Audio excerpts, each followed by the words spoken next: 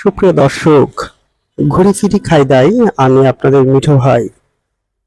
আজ ছুটির দিন, তাই কোনায় মাওয়ায় ইলিশ খেতে হঠাৎ প্ল্যান করে ঘুরতে বেরিয়ে যায়। নদীমাতৃক দেশে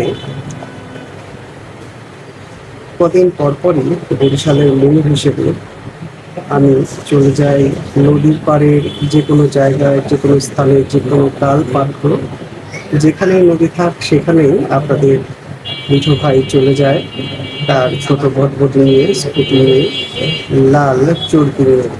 সাথে যদি দু একজন পাই তাহলেই চলে যাই দুই অজানায় সেই লেভেলের এক গন্তব্যে। তারই আদলে আজকে ছুটির দিনে চলে এসেছি কোথায় বলতে পারেন? অতি পরিচিত একটি জায়গা যার নাম হচ্ছে মাওয়া। মাওয়া মাওয়া এই মাওয়ার অবস্থান কোথায় সেটা যদি আপনাদের বলতে হয় তাহলে আমার মনে হয় গলায় ফাঁসি দেওয়া ছাড়া আর কোনো উপায় থাকে না। হাসি পাচ্ছে আসলে যারা আমাদের দক্ষিণাঞ্চলের মানুষ আর যারা উত্তরাঞ্চলের মানুষ, তারা আসলে দুজনই বিপরীত বলেও এই মাওয়ায় আসে জীবনে, পদ্মা সেতুতে ওঠেনি জীবনে, আর মাওয়ার ইলিশ খায়নি জীবনে, এমন ছোট ছোট 6 মাসের বাচ্চা খুঁজে পাওয়াও কিন্তু দুর্লভ। তো যাই হোক, বেশি কথা আর গল্প যারা বলে তারাই আমার মতো বোকা। সো আসেন কাজের কথায় আসে। এই যে দেখেন টাকলু, আমি টাকলা টাকলা টাকলা রে। তো ক্যামেরা খুঁজছি, কারণ কি জানেন? কারণ আজকে সারাদিন ছিল বৃষ্টি, টুকুর টুকুর বৃষ্টিতে ভিজবো বলে হাসান সাহেব স্মার্ট বয় জোর করে নিয়ে আসলো মামায়। আসার সাথে সাথে এই যে মাছ, ইলিশ মাছ দিচ্ছে এই লিটন ভাই, অর্থাৎ আমরা 3টা স্কুটি, যার মধ্যে একটি ভ্যাসপা আর একটি রানার, এটা নিয়ে আমরা চলে আসছি মাওয়ার ঘাটে। মাওয়ার ঘাটে এসে পুরাতন পাপি লিটন ভাই, যে কোনো কাজ কাম নাই, কোনো অফিসর নাই, এই যে এই সময় পেলেই চলে আসে এই মাওয়ায়। এখন মাছটা সিলেক্ট করা হয়ে গেল। আমরা যেহেতু 3জন মানুষ, সেহেতু ছোটোখাটো একটা ইলিশ মাছ নিলাম।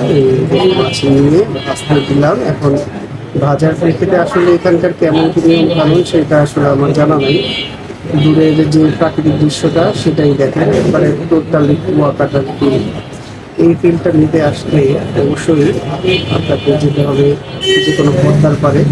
এই পদ্মার পাড়ের একটি অন্যতম জায়গা হচ্ছে মৈনটঘাট এবং মাওয়া বা পদ্মাঘাট। সো মাওয়া পদ্মাঘাটে এখন বিশেষ উন্নত হয়েছে। এখানে দেখতেই পাচ্ছেন আশেপাশে যে প্রকৃতির গাছপালা, আসলে কৃত্রিমভাবে রোপণ করা যে গাছগুলো আছে বা যে ইয়াগুলো আছে সেগুলো দেখতে ভালো লাগে। আর মাছ কাটার সময় একটু সামনাসামনি থাকতে হয়।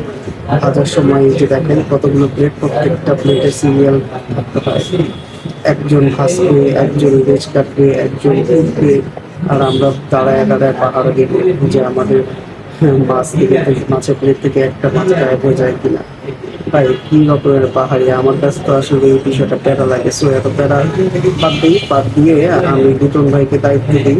বাইরে ওই লিটন ভাই হচ্ছে গিয়ে আমাদের এলাকার কাইন্ড অফ ম্যানেজার। উনি বিখ্যাত মানুষ। উনি হচ্ছে গিয়ে একটা ভ্যাসপা কিনেছে এবং সেই ভ্যাসপা ভদ্রদূর কিছুক্ষণ পর পর বন্ধ হয়ে যায়। তো সস্তার তিন অবস্থা, অনেক পটপটি সারের ভ্যাসপা কিনে কিনে সে বিভিন্ন জায়গায় ঘুরতে চলে যায়, বিশেষ করে মামায়। আমাদের হয়ে গেল রান্না বান্না, খাবার বক বক শেষ। এখন হচ্ছে বেগুন ভাজা আর ইলিশ মাছ এবং শুকনা মরিচ দিয়ে ভাতের জন্য অপেক্ষা। ভাত কিছুক্ষণের মধ্যেই চলে আসে লিটন ভাই। তিনি আমাদের অনেক সমাধান করছেন, যেহেতু এখানেই তার বাসা।